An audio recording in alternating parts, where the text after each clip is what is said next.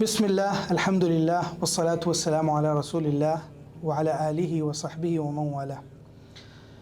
آج کی اس ویڈیو میں ہم جانیں گے نبی کریم صلی اللہ علیہ وسلم کا ایک بہت ہی خوبصورت فرمان جو ہماری رہنمائی کرتا ہے کہ ہم نے رات کو سونے کے آداب کے اندر کون کون سے ایسے آداب ہیں جن کو اپنانا ہے۔ تو آپ علیہ الصلوۃ والسلام نے ارشاد فرمایا کہ جب تم رات کو سونے لگو تو چراغ بجھا دو۔ موجودہ دور میں چونکہ چراغ نہیں ہیں تو ہم اس کو اس ضمن میں لے سکتے ہیں کہ لائٹ آف کر دو۔ دوسری بات جو آپ نے فرمائی کہ دروازے بند کر دو، کوئی دروازہ کھلا نہ چھوڑو، اپنے دروازوں کو بند کر لو۔ تیسری بات، برتنوں کو ڈھانک دو اور کھانے پینے کی چیزوں پر اوپر سے کپڑا ڈال کر محفوظ کر دو۔ تو یہ وہ آداب ہیں جو سونے سے پہلے یا سوتے وقت ہم نے ان آداب پر عمل کرنا ہے۔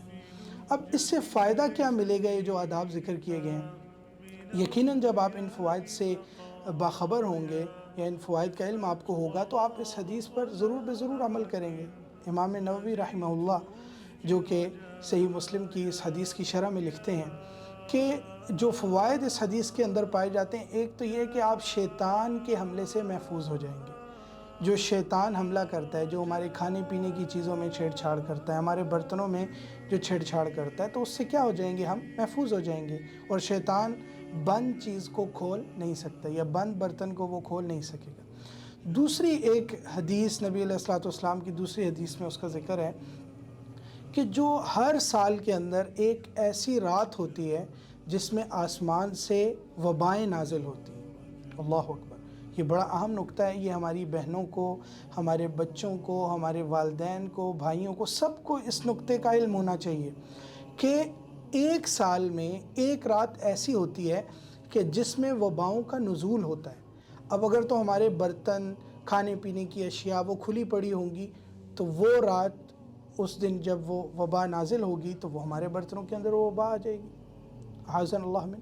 تو آپ کے اس فرمان کی کتنی بڑی حکمت ہے۔ پھر اسی طرح اور فوائد کے اندر کہ آپ جو ہے نجاست سے، گندگی سے محفوظ رہیں گے، اور فوائد جیسے حشرات ہیں، کیڑے مکوڑے ہیں، آپ ان کے شر سے بھی محفوظ رہیں گے۔